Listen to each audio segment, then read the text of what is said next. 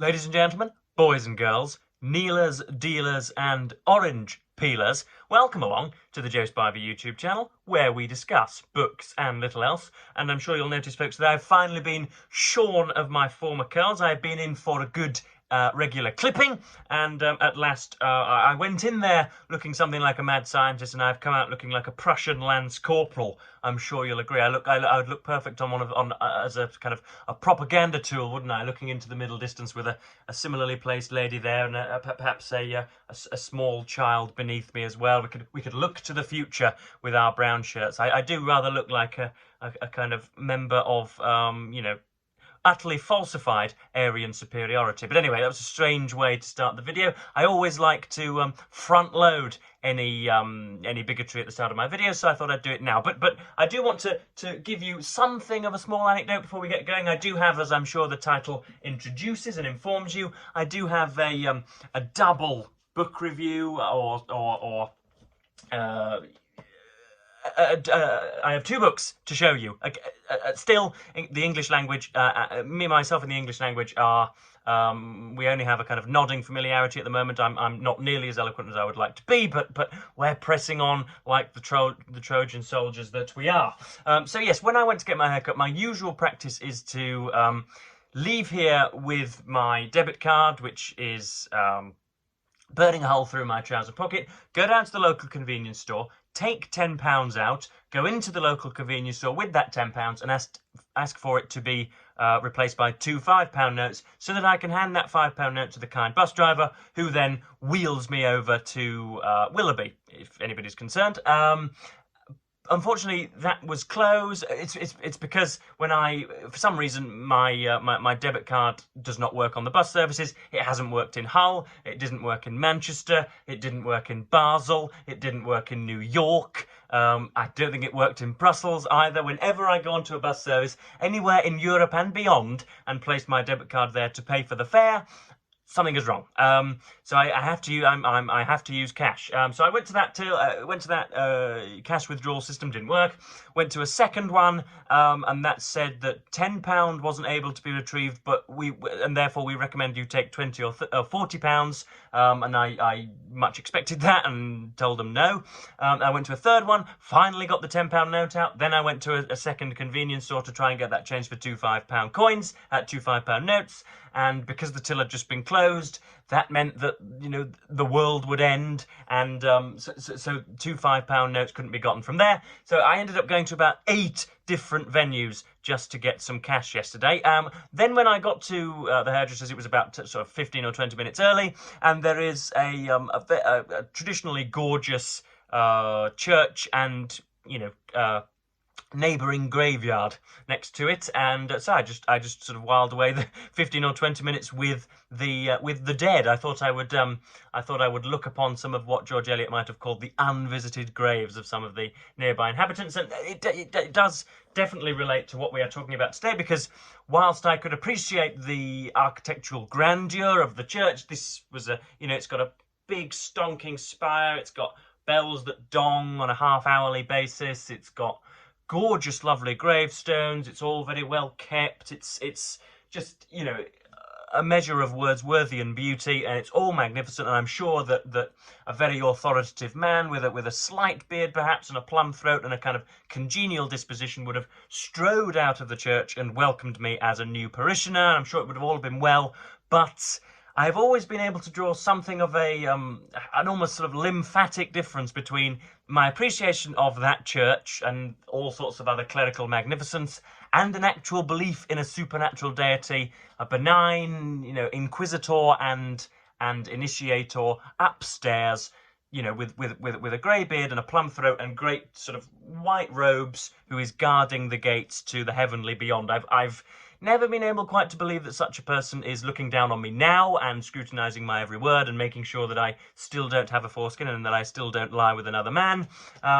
For some reason, folks, I am an avowed atheist. I just cannot possibly, in the manifest world that we see on a daily basis, convinces me that this cannot be a plan, and if it is a plan set down by a master, then that master does not deserve our servitude, but our open guttural criticism. So, which brings us kindly on, after 5 minutes of jabbering, to Daniel Dennett's 2006 book, Breaking the Spell. So this was written when I was, you know, a nappy filler and a sandpit molester. This was written when I was about 4 years of age, and it does sort of bear the marks of that. You can always tell when a book's 10 or 15 years old because the word website will be separated. It's a website rather than a website.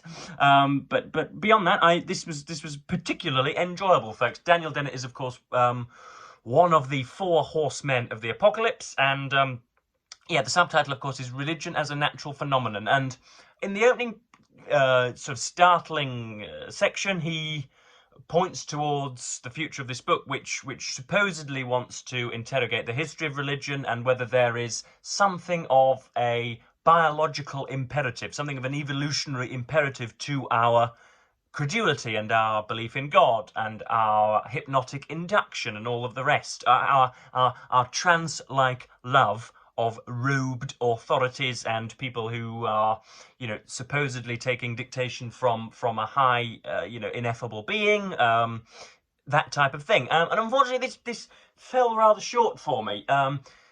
There is absolutely no mention of there is 1 or 2 extended paragraphs where Mr. Dennett tries to track a progress between what he terms a folk religion, which was essentially people in the African desert and sort of migrating north who all, ran around in circles and believed in, Big Brother upstairs, but didn't go to church and didn't want tax breaks as a result. In other words, he tries to explain the breach between, shall we call it, savage religion, capital S, of the noble savage, and the more refined types that we see today. But that's not done in nearly enough detail. We don't get origins of Christianity or Islam or Judaism. All the Abrahamic religions are not etched out very well in here.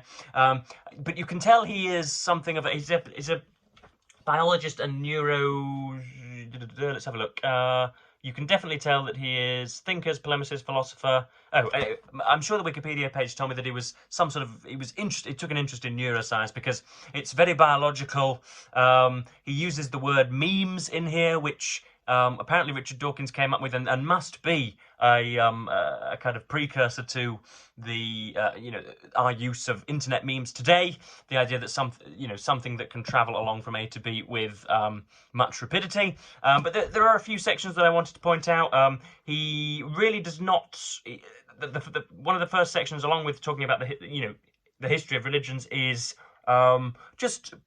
breaking the spell, I suppose you might say, or at least bringing the religious into religious matters and theocratic matters into common criticism. There is, I'm sure you've known about this, you can criticize the shape of a yogurt pot and the proficiency of a football manager and the efficiency of a postal system and the relative merits of Darwin's theory of evolution, but you cannot really challenge whether there is a God or not. There is a sort of wall where if somebody believes in God, whether they can adduce reasons or not, you've just got to respect that, and that's fine. And I do understand that that's that's part of a kind of multipolar society, a multicultural society, where you're allowed to do whatever you like so long as you're not harming anyone else. I understand that, but sometimes some religious people are standing on some very shaky ground, folks, and if that offends you, then automatically I can see that I'm getting at the right point. So yes, this is the opening, one of the opening sections. It's a very, very crude and callous cost-benefit analysis of religion, but we'll press on. But isn't the hypothesis that the costs of religion outweigh the benefits even more ludicrous than the fantastic claim about music? I don't think so. Music can be what Marx said religion is, the opiate of the masses, keeping working people in tranquilized subjugation, but it may also be the rallying song of religion, closing up the ranks and giving heart to all. On this point, music and religion have quite similar profiles. In other regards, music looks far less problematic than religion. Over Over the millennia, music has started a few riots, and charismatic musicians may have sexually abused a shocking number of susceptible young fans and seduced many others to leave their families and their wits behind, but no crusades or jihads have been waged over differences in musical tradition, no pogroms have been instituted against the lovers of waltzes or ragas or tangos, whole populations haven't been subjected to obligatory scale playing or kept in penury in order to furnish concert halls with the finest acoustics and instruments. No musicians have had fatwas pronounced against them by musical organisations, not even accordionists. So a little bit of humour there, but he's looking to point out how absurd the imperviousness of religion very often is. Whenever you place it in a different context, whenever you replace the word religion for music or for yogurt pots, it starts to sound really quite absurd. The next section, this is certainly the most interesting bit, an absolutely fascinating point where he posits the utility of hypnotism and says that way back when Alexander Fleming hadn't discovered penicillin and antibiotics were not in existence, and when you couldn't just pop a pill in order to get rid of some sort of skin rash. In other words, when our life expectancies were 35 and we were quite often dying from malnutrition and poor hygiene and terrible teeth, or saber-toothed tigers. I'm sure my history's in line there. The best way of ensuring that your genetics were passed on, the best way of ensuring that you lived to 40 and saw some grandchildren, was by living amongst a shaman who was essentially a health insurer and health provider way back when. Obviously not a very propitious one, not a very well-grounded one, but nonetheless a health insurer when the world and the wolves were at your door. And he posits the fact that because those who had a proclivity towards hypnotic induction, in other words, those who could be put in a trance, were more likely to survive, this weird gene which is responsible for our hypnotic induction has been passed along, and therefore human beings that present themselves today are a little more credulous than they might otherwise have been. It's a shaky theory, but an interesting one, folks, and this is how he fleshes it out. Why did those with the genetic tendency survive? Because they, unlike those who lacked the gene, had health insurance. In the days before modern medicine, shamanic healing was your only recourse if you fell ill. If you were constitutionally impervious to the ministrations that the shamans had patiently refined over the centuries, you had no healthcare provider to turn to.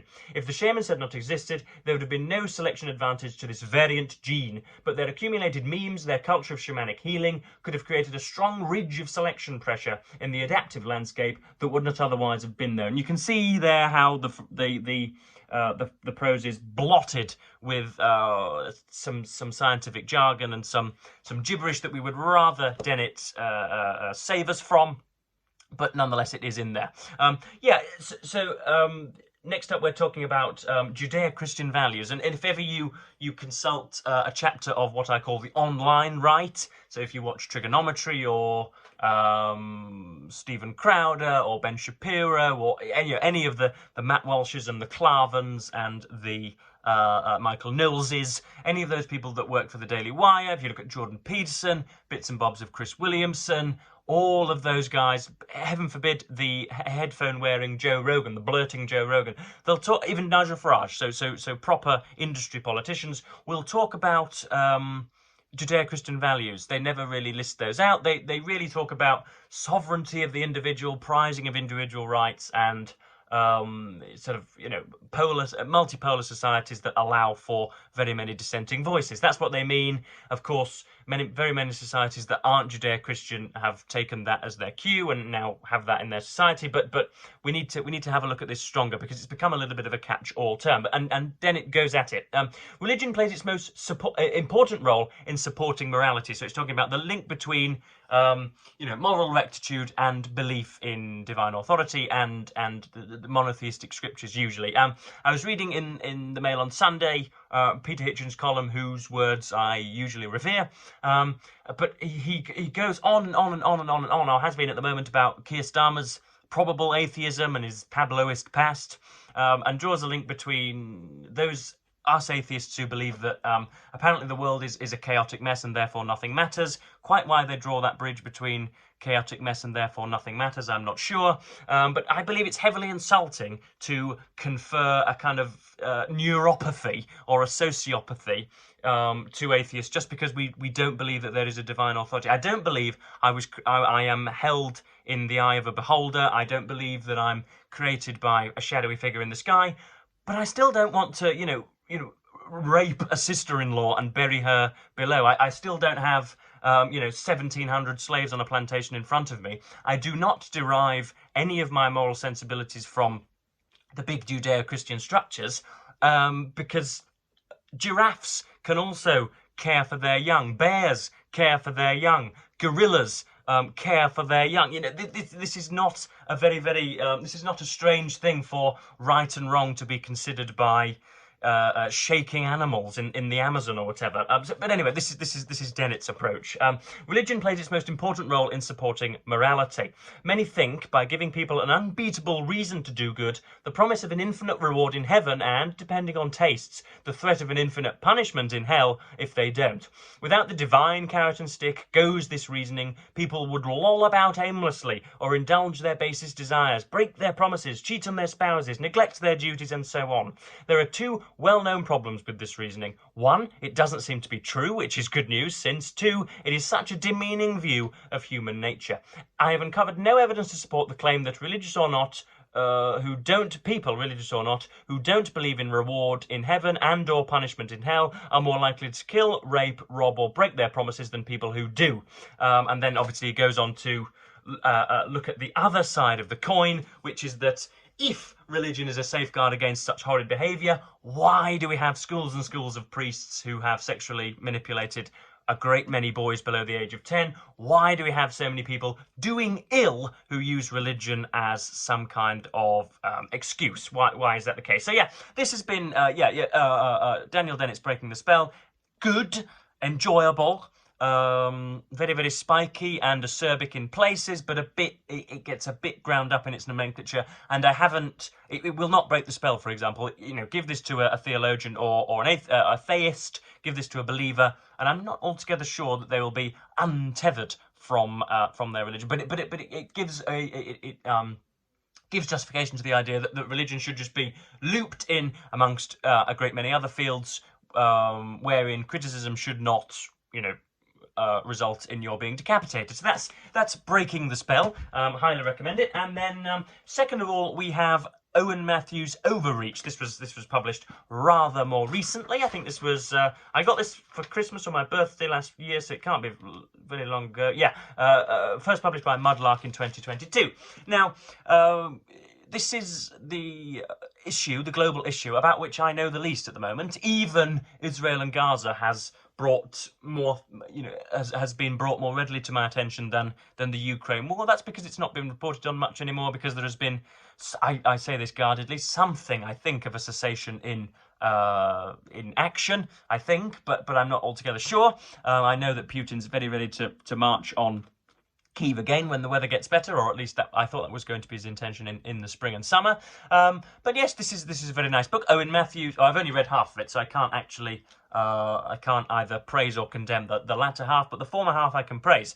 Owen Matthews is a fluent Russian speaker and has Russian descent on his patrilineal side, I think. Great-grandfathers and fathers were heavily involved in Stalingrad and the Soviet Union and bits of Ukraine as well. So he's got skin in the game, if you'll pardon the pun.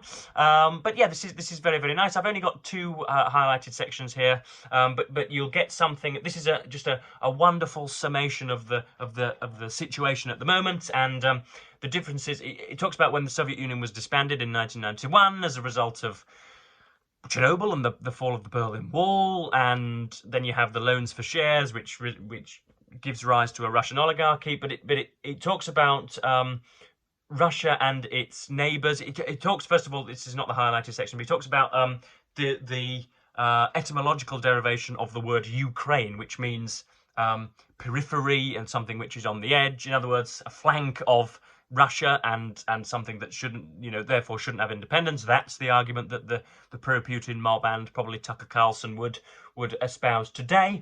But he talks about when it was disbanded in 1991, the Soviet Union, you've got Russia and you've got all of its, what should we call it? Should we call it its vassal states? I'm not sure. There's an individual who is looking in the bins at the moment. He's looking in the bins. He's opened a bin. Is he going to take something from the bin or put something in it? No, he's reaching into the bin. Sorry for this delay, folks, but this is an alarming occurrence. What's going on there? So he's picked up a black bag. He's closed that bin. He's not interested in what's in there. He takes his trolley. He opens a second bin. This is live commentary of daily goings-on in Joe Spivey's life. Routing through the bin. What is he looking for? You can't do that, mate. We don't do that in Kingston upon Hull. Oh, goes for the third bin. Just what it is that he's after, I'm not sure. No, disregards that one too. Blue bins, wants some plastic. No, doesn't want anything from there. No, 3 blue bins have been checked and 3 black have been checked, and he's now looking this way. So I'm going to make it look like I'm reading out from this book. If I am lynched in the next 5 minutes, folks, wouldn't it be great if it were recorded on YouTube? Anyway, so we're talking about we are talking about the dissolution of the Soviet Union. Focus, Joseph. Talking about the dissolution of the Soviet Union, and we've got the different bits of the Soviet Union, different bits of its interstitial zones, and how they were split up and the attitudes towards them. Chechnya had been bloodily and triumphantly subdued, but the rest of the old Soviet Empire fell into 3 distinct camps. The Baltic states, well on the road to membership of both the European Union and NATO, were far beyond recovery. The Central Asian states remained economically and politically tied to Russia by a physical network of Soviet-era gas pipelines on which they relied for their prosperity. Belarus had elected Alexander Lukashenko, a strongman Soviet nostalgist, what a noun that is, nostalgist, strong Soviet nostalgist who favoured close ties to Moscow. But Ukraine, Azerbaijan, Armenia and Georgia remained on the fence, torn between the ambitions of their leaders and peoples for closer ties to the West and their economic dependence on Moscow. So that gives you, it's just for somebody who knew, shamefully little about the subject beforehand, that was a nice way of, I knew that there was tension between a kind of revived Russian imperialism, almost a 19th century imperialism, which was informed heavily by, believe it or not, some of the Russian Orthodox Church, so that we can draw ties betwixt the two books today. And you have something, what pro-Putin lobbyists would call a NATO encroachment from the West. The idea that NATO is bleeding further and further north so as to, westernize Russia, which I don't think would be a typically terrible idea, but of course, the idea that there was a huge provocation of Vladimir Putin is, again, talked of by Peter Hitchens and Nigel Farage, but it's not really something that you are able to say in public anymore. That isn't that isn't much of a isn't a credible belief, apparently. But anyway, next up we're talking about Vladimir Zelinsky. I'll take just a very small sip. Vladimir Zelinsky, who is the much-loved leader of Ukraine, pictured here, and very, very, very strange man indeed. So he was a comedian and actor and satirist who wrote a play about a comedian riding a wave of popular support to the presidency before he himself, as a comedian, rode the wave of popular support to the presidency. Very, very strange. Very, very strange indeed. But of course, I think he's surprised everybody with his gumption and his resilience and all the rest of it. Of course, he is again, the online right, and Tucker Carlson would say that he's trousered very many millions from the West. But in fact, we have just been fueling some of the Ukrainian missiles and some of the other, some of the ballistic weapons which are stopping Russia from bounding into Ukraine. Again, I'm sorry if any of this is shoddy history or research, but I can only report what I am reading. After graduating from the law faculty of the local university, Zelensky went into show business, producing and acting in a series of hit comedy shows and KVN tournaments that were also broadcast in Russia. In 2006, Zelensky and his partner won the Ukrainian version of Strictly Come Dancing, or which I think in America is Dancing with the Stars. In 2010, Zelensky and his Kvartal 95 team were hired as the entertainment at President Viktor Yanukovych's 60th birthday party at the state Dacha at Foros in Crimea. Zelensky's humour was raunchy and, by Western standards, very un-PC. Among his famous skits was one where he pretended to play the piano with his penis, and another where he played a gay cop flirting with drivers. His shows were also strongly political and often aimed at Russia and at Putin himself. In spring 2014, he wore a shocking pink dress to impersonate Putin's alleged gymnast mistress Alina Kabeva, furious at her lover's late return home. A flustered Putin explained that he was late because he had been discussing sending troops into Crimea with Sergei Shoigu. So you have there, a very, very, very strange thing indeed. Of course, Russia's accusations that Ukraine is filled with corrupt fascists goes some way to explaining the truth. I do believe that Ukraine is indeed, it's not an idyllic democracy by any stretch, but it is a democratic, and it has nice close ties to the West, and it doesn't shoot opponents in the head or leave nerve agents in underpants in order to subdue dissent. So I much prefer Ukraine to Russia. I know that's not a very well, it's quite a precipient phrase, but it's not altogether idiosyncratic. But anyway, yes, that's Owen Matthews' Overreach. Not bad at all. Halfway through. I'll probably be reporting on the latter half later on this week, but I've gone on for 25 minutes. Goodness me. Yes, that was because we were commenting on the local fauna, weren't we? So I just want to know, I should really have asked this when we stopped reading or stopped talking about Daniel Dennett's Breaking the Spell, but what's the demographic breakdown of this channel? Are you all kowtowing theists? I'm very aware that I've been rather offensive in this video. I know that many of you believers derive great solace and great sort of personal metaphysical betterment as a result of reading the scriptures, and I know that you do much more good than I would probably ever be myself capable of. But I fail to believe that it is that divine authority which is giving you that goodness. I think it's well inside you anyway, and just needed waking up with a few encouraging words. So yeah, I want to know how many of you are atheists and theists. How many of you now despise me because I have had the temerity to challenge the great leader, and yeah, hopefully I wasn't too much of a kind of